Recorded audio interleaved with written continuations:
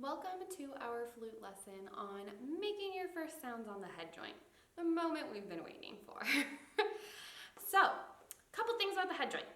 As you grab yours, what we want to make sure that we do is keep our hands outside of the lip plate.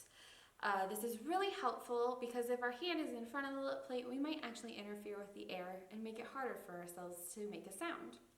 So just hold outside of that lip plate area and use both hands to hold on.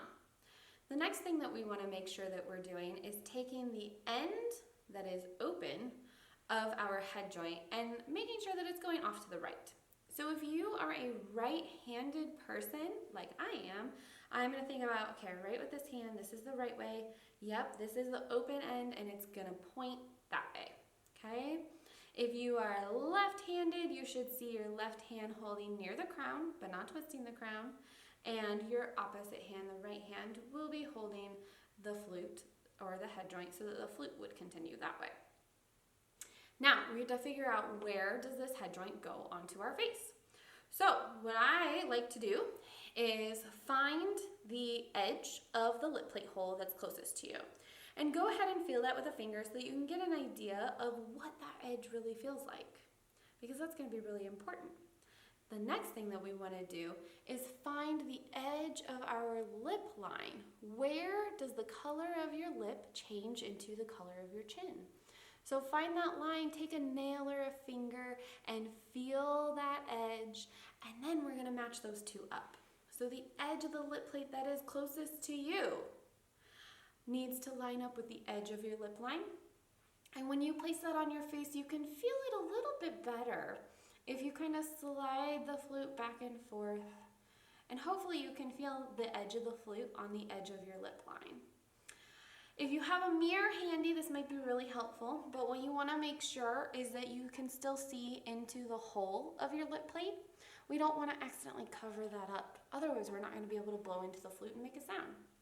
So you should still be able to see some of that hole and feel that edge.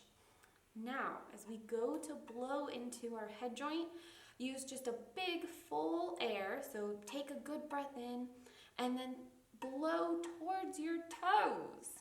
So think about angling that air down towards your toes, and let's try it. Here's what it'll sound like.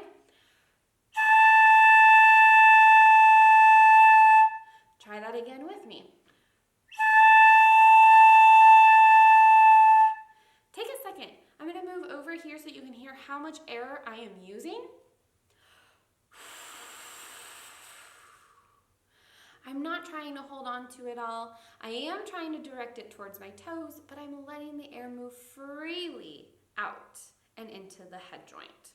So let's again find the edge of that lip plate, line it up with the edge of your lip line, slide back and forth if you need to. Try to set it up in the center of your lip. If you need a mirror or if a mirror would be helpful, please go find one. It'll be fantastic for you. And then, again, remember, you want to be able to see a little bit of that hole, and we want to blow towards our toes with fast air.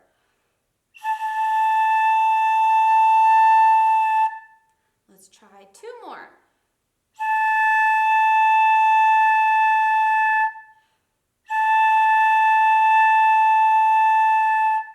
Awesome. Hopefully you're making big sounds.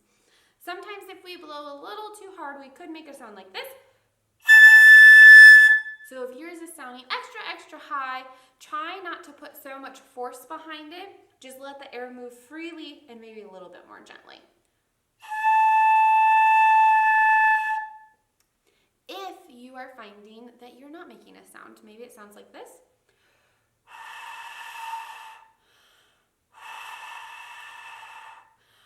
What is probably happening is that you are blowing straight across. And so we need to figure out how to blow down. So let's do that. Let's take a hand, and the palm of your hand is going to be straight across, and I want you to blow right at that. Get an idea of how that feels in terms of your air direction. Then what I want you to do, in one steady breath, breathe, take a breath if you need to, is start at your hand, Keep your arm stable, but see if you can slowly move your airstream down towards your elbow. So we're going to start at our hand.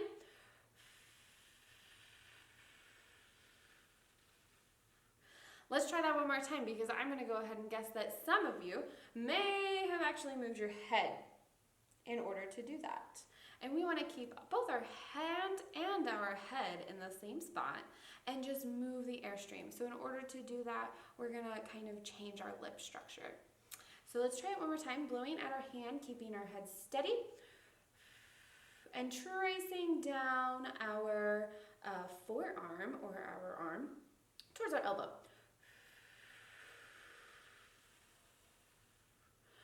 Hopefully you can feel your air moving.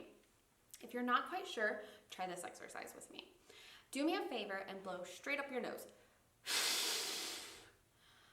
You should notice that your bottom lip comes out farther so that air goes straight up your nose. And that might have felt a little unpleasant, so I'm sorry. Then do me a favor and blow straight down your chin. Hopefully you discovered that your upper lip came out farther to blow that air down your chin. So when we play the flute and I talk about blowing down towards your toes, we don't want to go straight down into our chin, but we want to think about blowing much more downward angle than especially something across. So let's try that one more time and see what happens. Find the edge of the lip plate that is closest to you and double check that the open part of your head joint is going off to the right. Find the edge of your lip line and connect those edges. Slide around if you need to double check that you can feel that. Try to land in the center of your lips here on your chin. And if you have a mirror, you're able to check something, make sure, or take a finger and just make sure that you can feel the hole being open still. Take in a good breath and blow towards your toes. One more time.